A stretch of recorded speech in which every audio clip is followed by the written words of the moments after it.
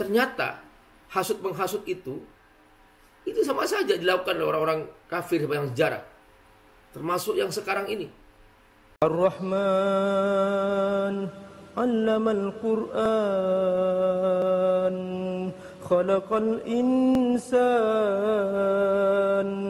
'allamahul bayan.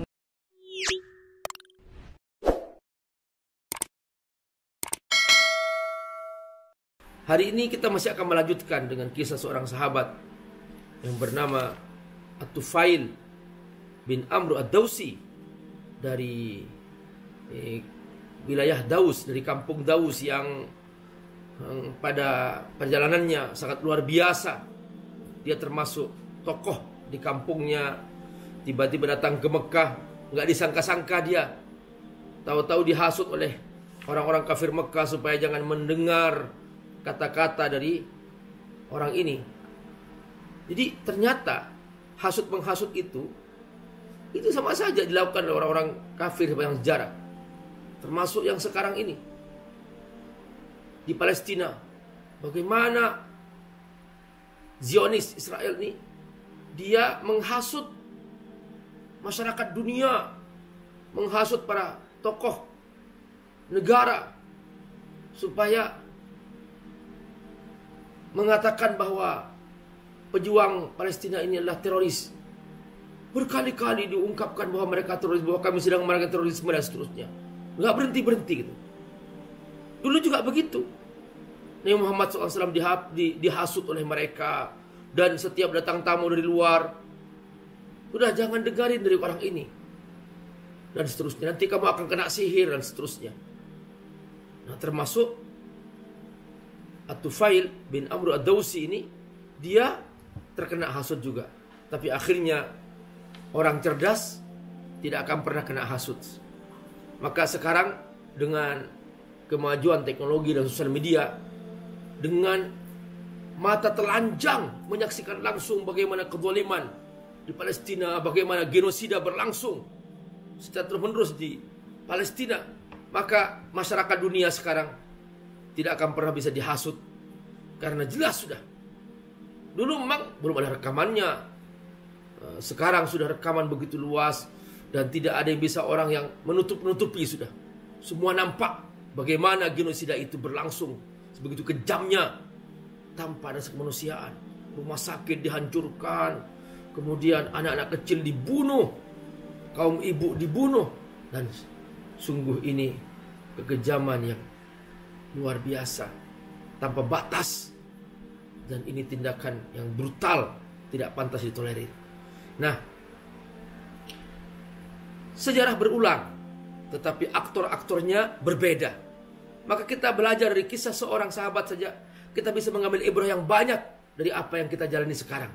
Maka cahaya Baitullah ini akan terus mengalir, memancar ke seluruh belahan bumi dan ke seluruh hati-hati manusia sepanjang sejarah, selama kita mau untuk menceritakan, menggambarkan bagaimana para pendahulu kita hidup di bawah naungan cahaya Baitullah. Tufail, Masya Allah, setelah dia masuk Islam dan dia mengucapkan dua kalimat syahadat, asyhadu an la ilaha illallah wa anna Muhammadar Rasulullah, supaya Tufail bercerita dalam kisahnya. Saya akan terjemahkan saja bahasanya, karena ini bahasa aslinya, sehingga para jemaah benar-benar merasakan bagaimana bahasa dia. Summa aqamtu fi Makkah, kata Tufail. Kemudian aku berdiam di kota Makkah. Zamanan, beberapa zaman, beberapa saat, beberapa hari. Ta'allamtu fihi umur Islam. Aku belajar tentang Islam. Karena dia baru masuk Islam. Maka teman-teman, jadi banyak orang sudah lama masuk Islam, lahir dalam keadaan Islam, gak pernah belajar Islam, gak pernah belajar cara membaca Quran. Ya bagaimana akan merasa nikmat dengan Islamnya, bagaimana akan berjuang untuk Islam kalau dia hanya sebatas Muslim tapi tidak pernah belajar tentang Islam. Ini Tufail mengatakan, ta'allamtu fihi umur Islam. Begitu aku masuk Islam, aku langsung belajar Islam. Wa hafidtu fihi ma tayassara li minal Qur'an. Dan aku mulai menghafal Al-Quran. Perhatikan. Jadi Islam itu identik dengan Al-Quran. Maka seorang muslim seharusnya belajar dengan sungguh-sungguh bagaimana cara baca Al-Quran. Apalagi di Surabaya sudah ada geria Quran, Masya Allah. Itu luar biasa kesempatan. Para profesional bisa belajar langsung di kantor-kantor mereka, bisa mendaftar. Sekarang sudah dimudahkan, bisa belajar online, bisa belajar langsung ke geria Quran. Itu sangat luar biasa. Kalau di Jakarta ada rumah Quran, Masya Allah. Jadi pokoknya Allah mudahkan sudah. Dan sekarang ada di HP-HP Quran. Masa kita merasa nggak sempat belajar Quran? Dulu belum ada Quran seperti sekarang. Untuk membawa Quran tuh cetakannya besar, berat. Tapi para pendahulu kita, mereka itu bersungguh-sungguh membawa Quran kemana-mana. Sekarang sudah berupa HP, yang dibuka bukan Qurannya, yang dibuka tontonannya. Na'udzubillahi min dzalik. Perhatikan apa kata Tufail. Wa hafidtu fihi ma tayassara li minal Qur'an. Aku mulai menghafal Al-Quran. Walamma azimtu 'alal 'auda ila qaumi. Sekarang aku mulai siap-siap membawa apa yang sudah aku dapatkan dari pemahamanku, membawa apa yang sudah aku hafal dari Al-Quran untuk aku pulang ke kampungku, kata Tufail. Di sini Tufail pamit kepada Rasulullah sallallahu alaihi wasallam.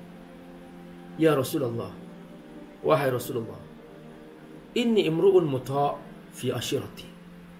Aku adalah seorang yang ditaati. Sekali aku berkata, mereka mendengar dan mentaati apa kata-kataku. Wa ana raji'un ilaihim wa da'ihim al-Islam.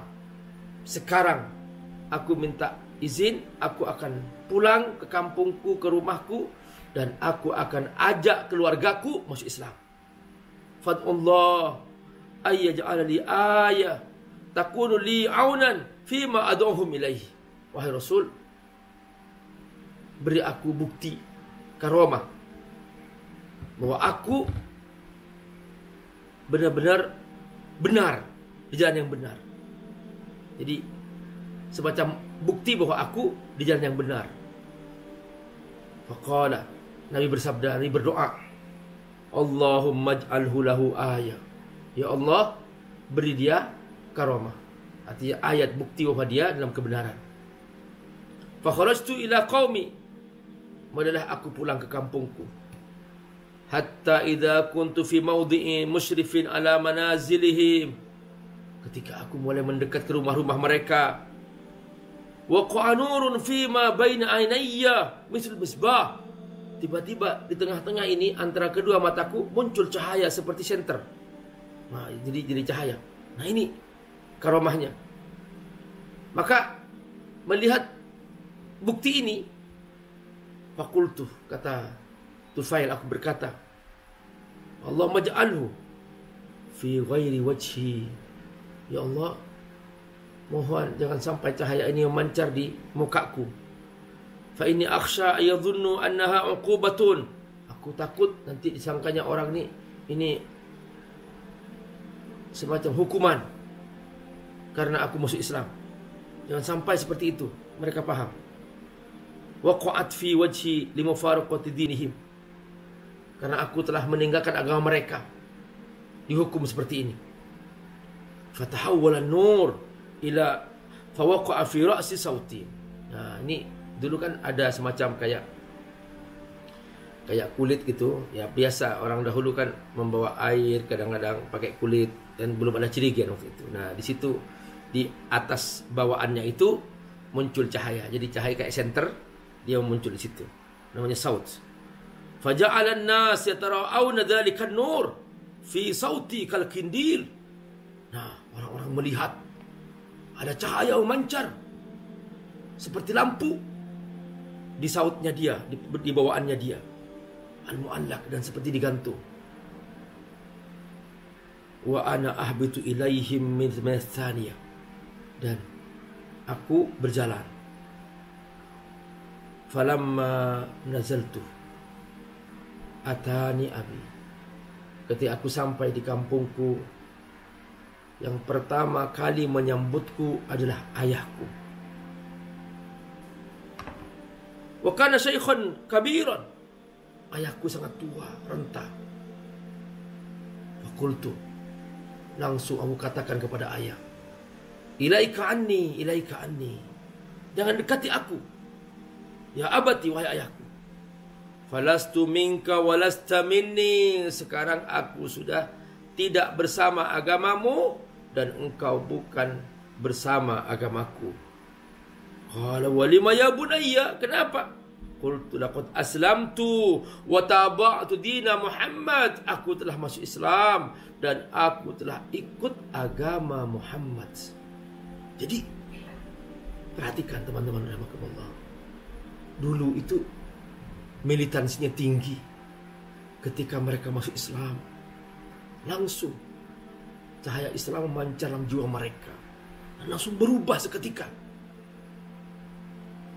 Coba kita lihat sekarang, sudah bertahun-tahun Muslim, pergi umrah, pergi haji, masih aja koruptor, gak takut kepada Allah.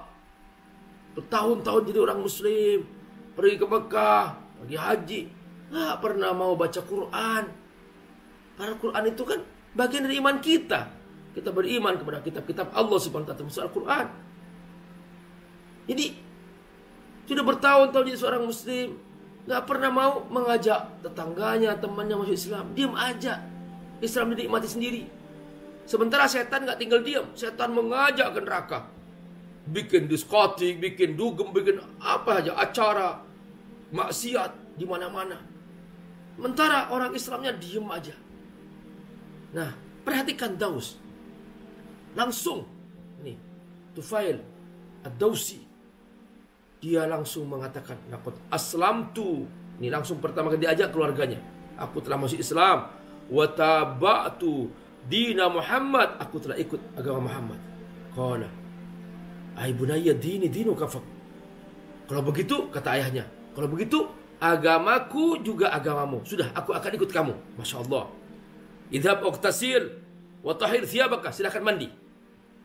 Mandi dan bersihkan pakaian kamu. Jangan pakai pakaian najis. Sumata'an hatta u'allimuka ma 'allamtu. Sekarang aku akan ajarkan kamu apa yang aku telah pelajari tentang Islam. Langsung taat. Dia mandi sang ayah dan membersihkan pakaiannya. Dan kemudian setelah itu aku ajarkan dia mengucapkan kalimat syahadat, asyhadu an la ilaha illallah wa asyhadu anna Muhammad Rasulullah. Masya Allah. Setelah itu apa? Sumaja'at zaujati, kata Tufail. Setelah itu istriku datang. Langsung aku katakan, ilaika anni falastu minki walasti minni. Pergi, menjauh. Aku bukan agamamu dan agamamu bukan agamaku. Menjauh. Qalat, berkata istrinya, walima ya abati, ya abi anta wa ummi. Kenapa, ada apa? Farraqa baini wa bainakal Islam. Sekarang aku telah masuk Islam, maka otomatis terjadi perceraian antara kita. Faqad aslamtu wa tabatu dina Muhammad. Aku telah masuk Islam dan aku ikut agama Muhammad. Faqalat, akhirnya istrinya langsung mengatakan, fadini dinuka. Agamaku juga agamamu, aku masuk Islam seperti kamu. Fadhabi wa fatahiri. Silakan mandi. Maka akhirnya kemudian sang istri bertanya, ada patung di situ yang mereka sembah, disebut dengan Dzishar. Patung ini dikelilingi oleh air, ya. Nah, di situ. Dan itu ada di lembah gunung, gitu kan. Terus akhirnya berkata istrinya, bi abi anta wa ummi atakhsha ala sayyib syai'an min Dzishara. Nanti kita kena musibah karena kita tidak menyembah Dzishara, menyembah patung itu namanya Dzishara. Faqultu tabban laki wa walidi Dzishara. Apa? Kamu enggak usah mikirkan itu sudah. Sekarang ayo mandi segera. Setelah mandi pakai pakaian suci, maka di sini kemudian diucapkan asyhadu an la ilaha illallah wa asyhadu anna Muhammad Rasulullah. Masya Allah, satu persatu masuk Islam. Subhanallah. Dan di sini kemudian kemudian Tufail Ad-Dausi mengajak kaumnya. Setelah keluarga yang masuk Islam, dia mulai mengajak satu persatu tetangganya, teman-temannya yang pernah dia kenal. Ternyata kaum Daus sangat sulit menerima Islam, lambat. Daus hanya mendapatkan seorang yang namanya Abu Hurairah. Masya Allah, dia yang pertama kali langsung masuk Islam, Abu Hurairah. Lalu kemudian Daus menemui Rasulullah sallallahu alaihi wasallam, datang ke kota Mekah membawa bersamanya Abu Hurairah radhiyallahu an. Lalu di sini kemudian Daus mengatakan kepada Rasulullah SAW, melaporkan, wahai Rasul, aku datang kembali dari Daus. Lalu Nabi bertanya, ma wara'aka ya Tufail? Apa di belakang kamu itu, wahai Tufail? Tufail ad-Dausi. Di sini kemudian Tufail mengatakan, qulubun 'alaiha akinna wa kufrun syadid. Hati mereka tertutup, wahai Rasul. Mereka sulit untuk menerima Islam. Kekafiran mereka sangat kokoh. Laqad ghalaba 'ala Daus al-fusuq wal isyan. Mereka terlalu sibuk dengan dosa-dosa dan maksiat.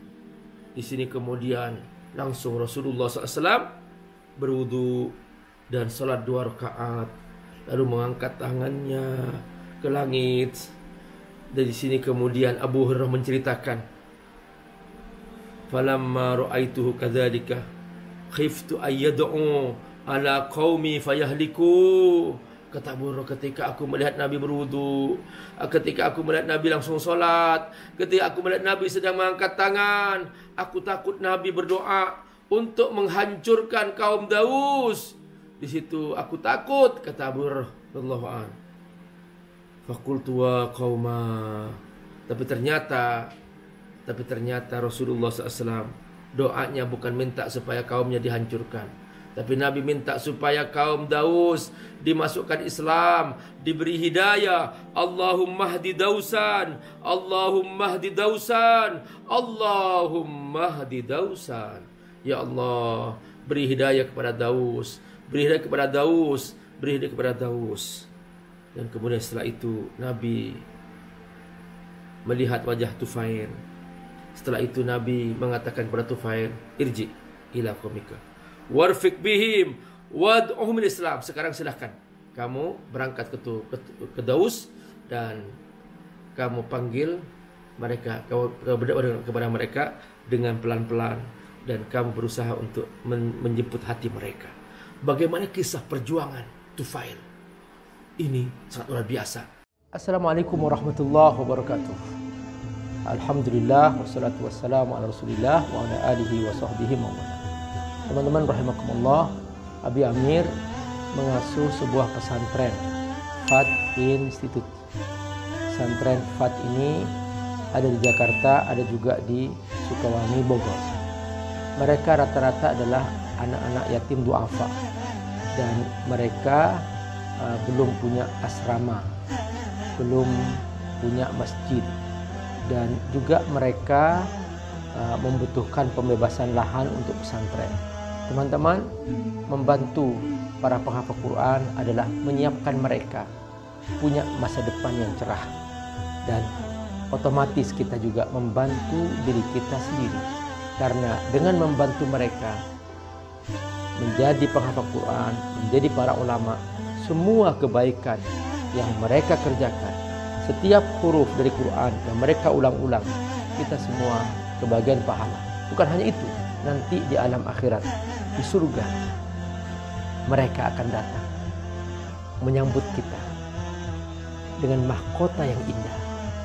Dan kita semua yang berdonasi untuk mereka akan diberi mahkota yang indah di pintu surga, sehingga kita semua bahagia selamanya di akhirat. Ayo bergabung membantu para santri yatim duafa penghafal Al-Quran di pesantren Fadl Tafsir di Sukawangi, Bogor, melalui rekening di bawah ini. Semoga Allah berkati. Assalamualaikum warahmatullahi wabarakatuh.